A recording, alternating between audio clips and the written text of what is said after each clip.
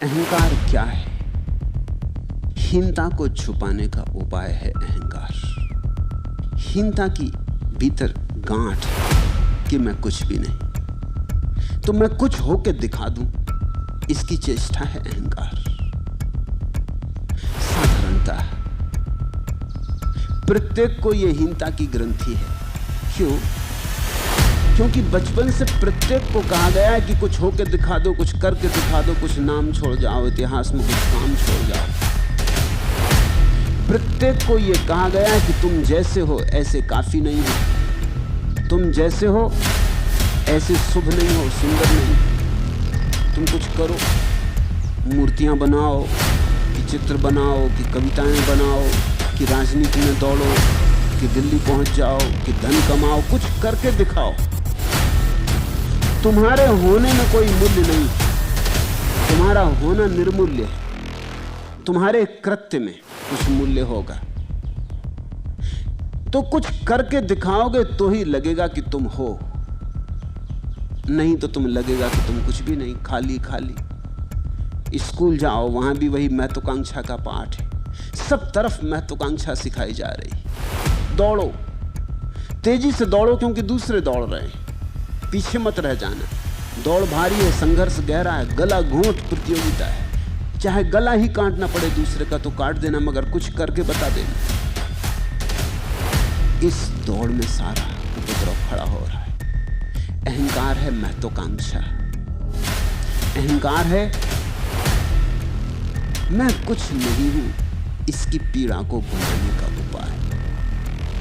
मनस्वित कहते हैं कि जिस दिन व्यक्ति ये समझ लेता है कि मैं अगर कुछ नहीं हूं तो ठीक, बिल्कुल ठीक, मैं कुछ नहीं हूं, मैं शून्य हूं तो शून्य हूं, और अपने शून्य से राजी हो जाता है, उसी दिन अहंकार समाप्त हो जाता है। इसलिए बुद्ध ने तो बहुत जोर दिया कि तुम्हारे भीतर शून्य है, उस शून्य से राजी हो जाओ। तुम अपने को शून्य मात्र ही जानो। बुद्ध ने जितनी बड़ी वैज्ञानिक व्यवस्था दी है मनुष्य के अहंकार को गिराने की, किसी और दूसरे ने नहीं दी। और बुद्ध ने जिस व्यवस्था से ये बात कही है, उतनी तर्कयुक्त व्यवस्था से भी किसी ने नहीं कही। बुद्ध का प्रस्तावन बहुत बहुमूल्य है। अनेकों ने कहा अहंकार छोड़ो, लेकिन ये बात अगर इस तरह कही जाए कि अहंकार छोड़ो तो कुछ लाभ नहीं, क्योंकि छोड़ोगे कैसे? एक नया अहंकार खड़ा हो जाता है। अहंकार छोड़ने वाले लोग एक नए अहंकार से भर जाते हैं कि हम विनम्र हैं, कि मुझसे ज्यादा विनम्र और कोई भी नहीं। विनम्रता का भी अहंकार होता है, साधुता का भी अहंकार होता है, निरअहंकारिता का भी अहंकार होता है। अहंकार बड़ी सूक्ष्म बात है। इसलिए बुद्ध ने ये नहीं कहा कि अहंकार छोड़ो, बुद्ध ने कहा अहंकार समझो। ये तुम्हारे भीतर जो शून्य है उसको झुठलाने की कोशिश से अहंकार पैदा हो। तुम भीतर के शून्य को स्वीकार कहो कि मैं ना कुछ हूं, ये असलियत है। ये वृक्षों को कोई अहंकार नहीं, क्योंकि वृक्षों को अपना ना कुछ होना स्वीकार। पहाड़ों को कोई अहंकार नहीं, क्योंकि उनको अपना ना कुछ होना स्वीकार है। पक्षियों को अहंकार नहीं। अहंकार मानवीय घटना है, मनुष्य को अहंकार है। अहंकार दूसरे से तुलना है कि मैं दूसरे से आगे, कि दूसरे से पीछे। जब तुम दूसरे से आगे होते हो तो अहंकार प्रसन्न होता, जब तुम दूसरे से पीछे होते हो तो दुखी होता। और सदा ही कोई तुमसे आगे है, कोई तुमसे पीछे है, ये बड़ी झंझट है। हर आदमी लाइन में खड़ा है, जिसको तुम सोचते हो आगे खड़ा है उससे भी कोई आगे है। यहां हजार तरह की झंझटें। नेपोलियन विश्व विजेता था, लेकिन उसकी ऊंचाई कम थी, 5 फीट 5 इंच। इससे वो बड़ा पीड़ित था। जब भी किसी लंबे आदमी को देख लेता उसे बड़ा दुख हो जाता कि मैं कुछ नहीं, ये आदमी लंबा। लेनिन के पैर छोटे थे, ऊपर का शरीर थोड़ा बड़ा था। उसे हमेशा भय लगा रहता कि कोई मेरे पैर न देखे। पैर उसके इतने छोटे थे कि सामान्य कुर्सी पे बैठता तो जमीन तक नहीं पहुंचते थे। वो छिपा के बैठता है। भाग्य विधाता हो गया रूस का, लेकिन वो अड़चन बनी रही। कोई नंगा भिखारी भी जिसके पैर स्वस्थ थे, वो भी उसे बेचैन कर जाए। नेपोलियन बेचैन हो जाता था कि नंगे भिखारी को देख के भी, अगर वो स्वस्थ तगड़ा हुआ और लंबा हुआ। बस वही उसकी अड़चन थी। हजारों उपद्रव।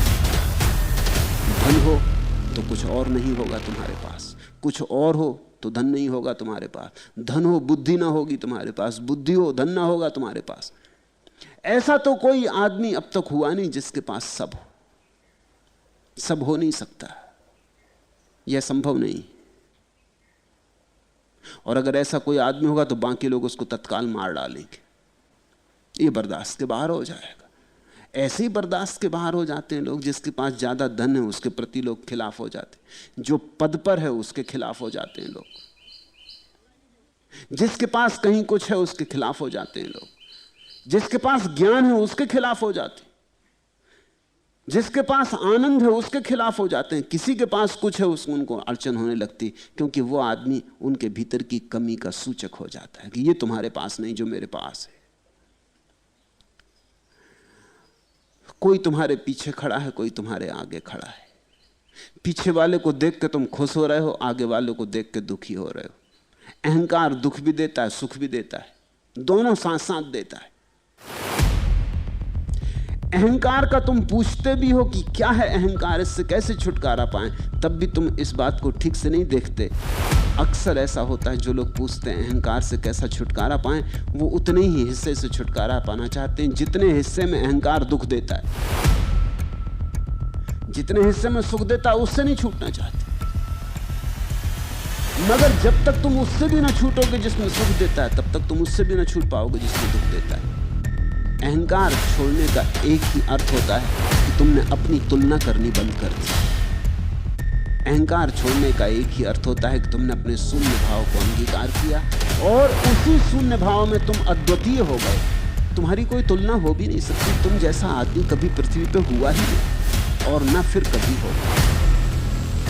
तुम्हारे अंगूठे का निशान तुम्हारे ही अंगूठे का निशान।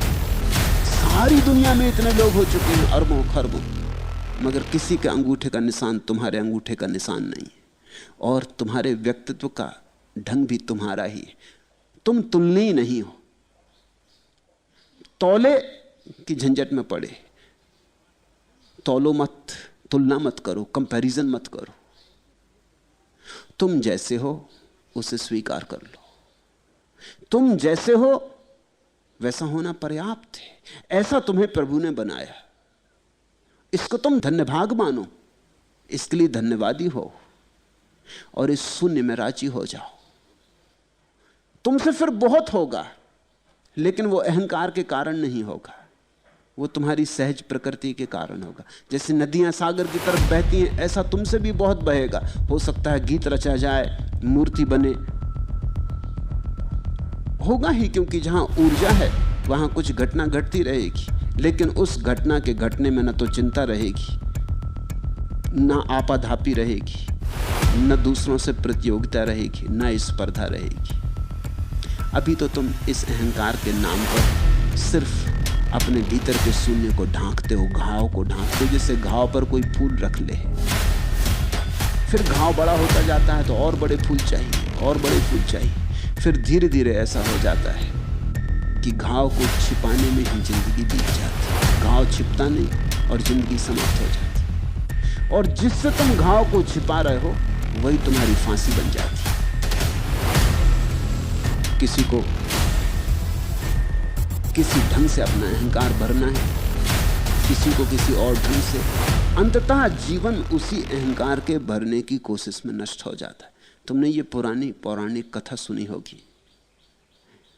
एक योगी था वन में, एक चूहा उसके पास घूमा करता और योगी शांत बैठता, मौन बैठता, तो चूहा धीरे धीरे हिम्मत भी उसकी बढ़ गई, वो उसकी गोदी में भी आके बैठ जाता, उसके आसपास चक्कर भी लगाता, उसके पास आके बैठा भी रहता। योगी अपने ध्यान में होता, अपने आसन में बैठता, चूहा भी उसके पास आके रमने लगा। धीरे धीरे योगी को भी चूहे से लगाव हो गया। एक दिन चूहा बैठा था उसके पास, योगी ध्यान कर रहा था और एक बिल्ली ने हमला किया। योगी को चूहे पे बड़ी दया आई और अभी अभी उसे कुछ योग की शक्तियां भी मिलनी शुरू हुई थी। तो उसने अपने योग बल से कहा, मार जारो भव। उस चूहे से कहा कि तू बिल्ला हो जा। योग बल था, चूहा तत्क्षण बिल्ला हो गया। चूहा बन बिलाव बन गया, बिल्ली तो घबरा गई, भाग गई। योगी बड़ा खुश हुआ, चूहा भी बड़ा खुश हुआ। लेकिन ये ज्यादा दिन बात न चली कि वो एक दिन एक कुत्ते ने हमला कर दिया बिल्ले पर। तो योगी ने उसे चीता बना दिया। लेकिन ये बात फिर भी ज्यादा दिन न चली। एक चीते पर एक दिन एक सिंह ने हमला कर दिया, तो उसने उस गरीब चूहे को अब सिंह बना दिया। सिंह ने योगी पे हमला कर दिया। तब तो योगी बहुत घबराया। उसने कहा, ये तो हद हो गई, ये मेरा ही चूहा, और ये भूल ही गया। तो उसने कहा, पुनर्मुस्को भव, फिर से चूहा हो जा। चूहा फिर से चूहा हो गया। इस कहानी में जितनी आसानी से चूहा सिंह से चूहा हो गया, इतनी आसानी से अहंकार का चूहा पुनर्मुस्को भव कहने से नहीं होता। पहले हम उसे बड़ा करते, हम फैलाते चले जाते, हम दूसरों के मुकाबले में उसको लड़ाते चले जाते। बिल्ला बनाया, कुत्ते के मुकाबले में चीता बनाया, चीते के मुकाबले में सिंह बनाया, हम बनाते चले गए। एक दिन घड़ी आती है कि वो इतना बड़ा हो जाता है कि उसके बोझ में हम ही दब जाते, हमारी छाती पे पत्थर की तरह पड़ जाता। फिर हटाना इतना आसान नहीं है जितना इस कहानी में। फिर तुम लाख चिल्लाते रहो, पुनर्मुस्को भव, वो कहेगा चुप रहो, शांत रहो, बकवास मत करो। तुमने देखा ना, तुम्हारा मन अक्सर, तुम मन के साथ प्रयोग करके देख सकते हो। तुम सोना चाहते हो और मन अपनी बकवास में लगा है, तुम कहते हो भाई चुप हो जाओ, कहता तुम चुप रहो। तुम्हारा मन तुमसे कहता तुम चुप रहो। तुम कहते हो मुझे सोना है, वो कहता फिजूल की बातें ना करो, अभी हम अपने काम में लगे। तुम्हारा मन और तुमसे ही टें। अब इतना आसान नहीं। इसको तुमने ही पाला, इसको तुमने ही बड़ा किया, इसको तुमने ही संभाला, इसको तुमने ही ऊर्जा दी। ये तुम्हारी ऊर्जा के बल पर आज अकड़ रहा है। लेकिन धीरे धीरे तुम इससे दबते गए, धीरे धीरे तुम छोटे होते गए और ये बड़ा होता गया। तुमने जिस शून्य को दबाने के लिए इसे खड़ा किया था वो तुम हो। शून्य हमारा स्वभाव है, शून्य का हमारा गुणधर्म। उस शून्य को दबाने के लिए अहंकार खड़ा किया। अब ये अहंकार खड़ा हो गया, अब ये तुम्हें दबा बैठा। पहले तुम बड़े खुश हुए कि चलो इसके सहारे दूसरों को हमारा शून्य नहीं दिखाई पड़ता, दूसरों के सामने अकड़ के चल देते, दुनिया में ख्याति फैल रही, नाम हो रहा। फिर ये बहुत अकड़ गया, फिर इसने तुम्हें जोर से दबा लिया। अब तुम घबराते हो कि इससे कैसे छूटे, ये तो गर्दन दबाए दे रहा है। लेकिन अब इतना आसान नहीं।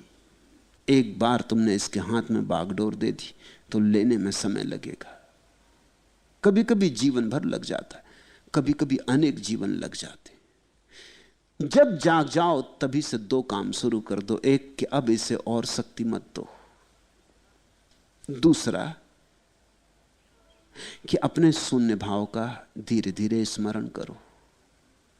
इस भाव में रमो कि मैं ना कुछ हूं। पहले तो बहुत कष्ट होगा, मैं ना कुछ, यही तो जिंदगी भर मानना नहीं चाहा। दुनिया तो यही कह रही थी कि तुम ना कुछ हो, लेकिन तुमने इंकार किया। दुनिया तो मानना ही चाहती थी कि तुम ना कुछ हो, मगर तुम न माने। अब अपने से मानने में बड़ी अड़चन होगी। इसी को तो सन्यास का सूत्र समझना है। मैं ना कुछ, मैं एक शून्य मात्र, बांस की पोंगरी। अगर मुझसे कुछ होता भी है तो वो परमात्मा का, मेरा क्या, उपकरण मात्र। वो जो चाहे करा ले, ना चाहे ना कराए, चाहे राजा बना दे और चाहे प्यादा बना दे, जो उसकी मर्जी, मर्जी उसकी, खेल उसका। मैं तो एक कठपुतली, धागे उसके हाथ में, जैसा नचाता नाच लेता हूं, इसमें मेरी अकड़ क्या। ऐसा भाव तुम्हारे भीतर गहरा होता चला जाए तो धीरे धीरे तुम पाओगे नई ऊर्जा ना मिली अहंकार को, और पुरानी ऊर्जा धीरे धीरे शून्य में लीन होने लगी। एक दिन अहंकार गिर जाता, जैसे ताश के पत्ते गिर जाते, जैसे ताश के पत्तों से बनाया हुआ मकान गिर जाता।